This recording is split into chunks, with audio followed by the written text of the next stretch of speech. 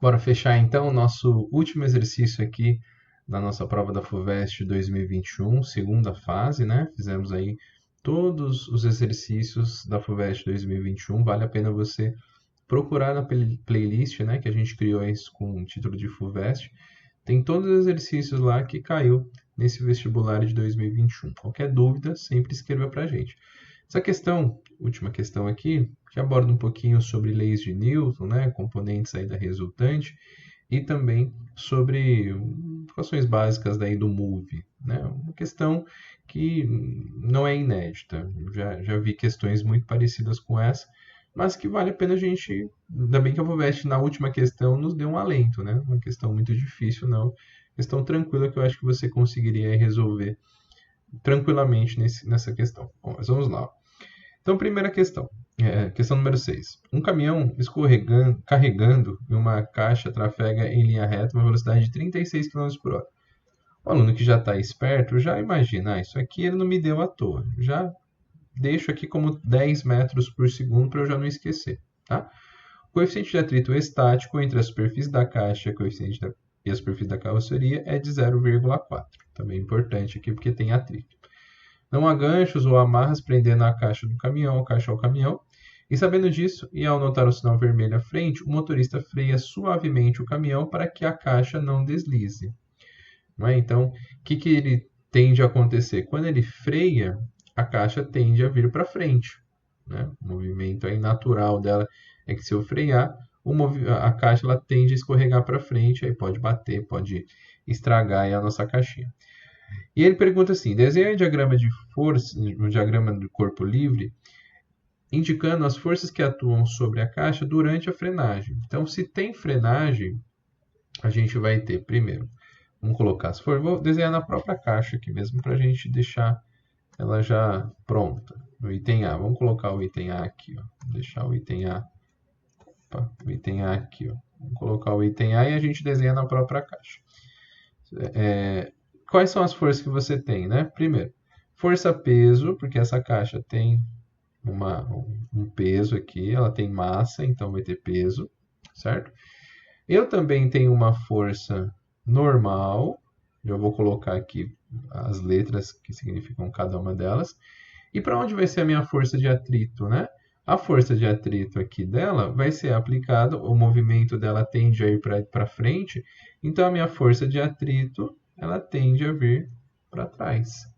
Então, vamos colocar aqui o que representa cada uma dessas forças. Ó.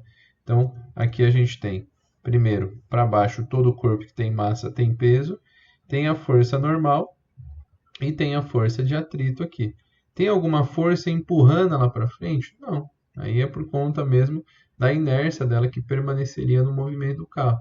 Agora, quando ele freia, essa força de atrito, como existe coeficiente de atrito aqui, essa força de atrito segura o movimento dela, dependendo da intensidade da frenagem, ela fica parada ou ela ganha esse movimento, vai depender da situação. Então, são essas três forças que você age sobre o corpo durante a frenagem. São essas três forças que você quiser. Você poderia até falar assim, que existe a força peso e uma força na diagonal aqui, que seria a força que a superfície faz sobre o corpo, que é a junção da normal com a força de atrito, a resultante aí. Mas acho que sem problemas você colocar essas três forças, seria totalmente aceito esses três itens, tá bom? Agora, vamos para o item B. O item B calcule a distância mínima que o caminhão deve percorrer entre o instante de início da frenagem e a parada total do veículo para que a caixa permaneça sem deslizar. Bom, vamos adotar um referencial? Vou notar que o referencial positivo é o do movimento do carro. Vamos falar que o positivo é para a direita, tá? Então, eu vou adotando meu referencial para cá. Então, se eu montar como referencial positivo para lá, a minha força resultante aqui é massa vezes aceleração. Perfeito? A normal e o peso são iguais, então a única resultante que eu tenho durante a frenagem é a força de atrito, só que é uma força de atrito negativa. Por que é negativa? Né? Porque ela está no sentido oposto da orientação que eu marquei aqui como positivo. Isso vai ser igual a massa vezes a aceleração. Tá bom. Como que a gente encontra a força de atrito? A força de atrito é dada por μ vezes a normal. E a normal aí vai ser igual ao peso. Ó. normal e o peso são iguais. Isso é igual a massa vezes a aceleração. Corto as minhas massas, eu descubro que a aceleração dele vai ser menos o μ, que é 0,4, vezes a gravidade, que é 10. Eu encontro essa aceleração aí do corpo, que ele tem que ser de menos 4 metros por segundo ao quadrado. Então, na frenagem, para que ele não deslize, ele tem que ter uma aceleração negativa de menos 4 metros por segundo ao quadrado. Tá bom? Só que ele não quer saber a aceleração, ele quer saber a distância mínima. E ele estava vindo com uma velocidade de 10 metros por segundo. A gente tem a velocidade inicial, e ele quer que ele pare, né? Ele consiga até a parada. Então, eu tenho a velocidade final aqui também, que é 0. E essa aqui vamos anotar com a velocidade inicial. A gente tem a velocidade inicial, tem a velocidade final e tem a aceleração. E quer descobrir a distância. Aí a gente usa o bom e velho Torricelli, né? Torricelli, que a gente não falou nada de tempo, então vamos usar aqui o Torricelli.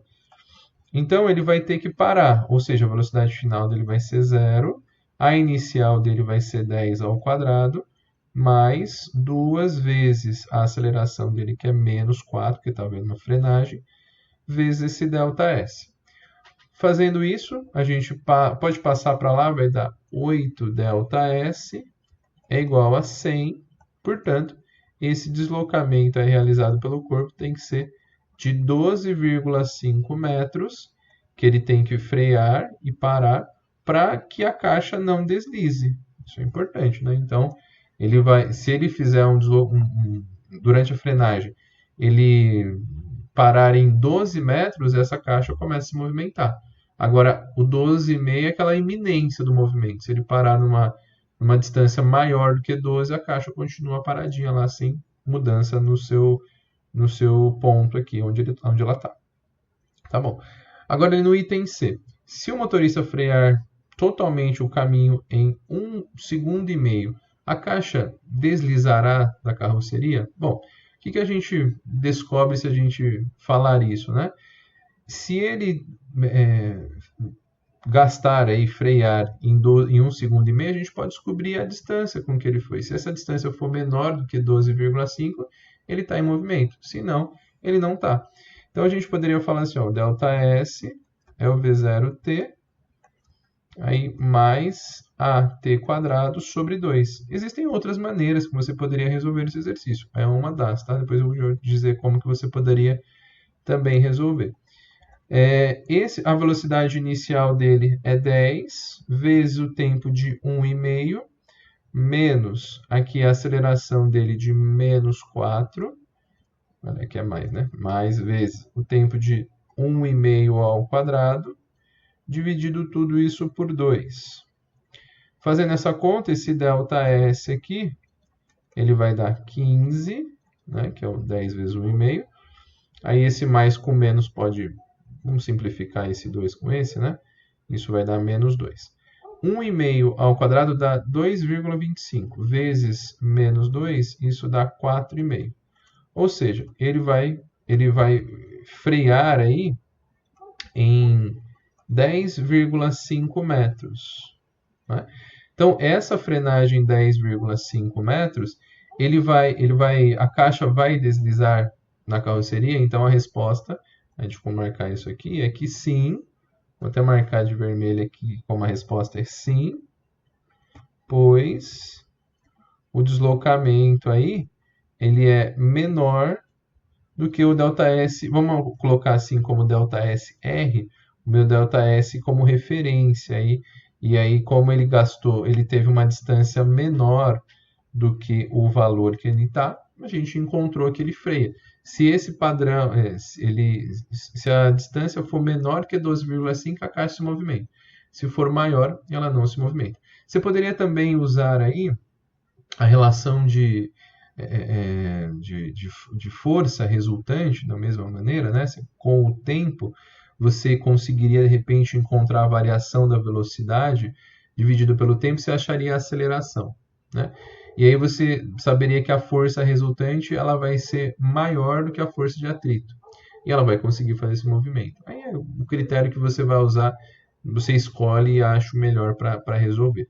Mas é uma questão relativamente simples para que a gente possa aí entender aquilo que foi cobrado para você na FUVEST.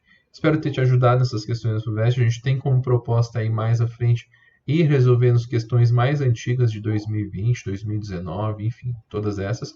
Mas mandem as solicitações que vocês gostariam que a gente resolvesse, que a gente tem como objetivo aí te ajudar, tá bom? Obrigado aí por essa companhia ao longo dessas questões da FUVEST. Qualquer dúvida, sempre escreva no chat para que a gente possa te ajudar. Grande abraço.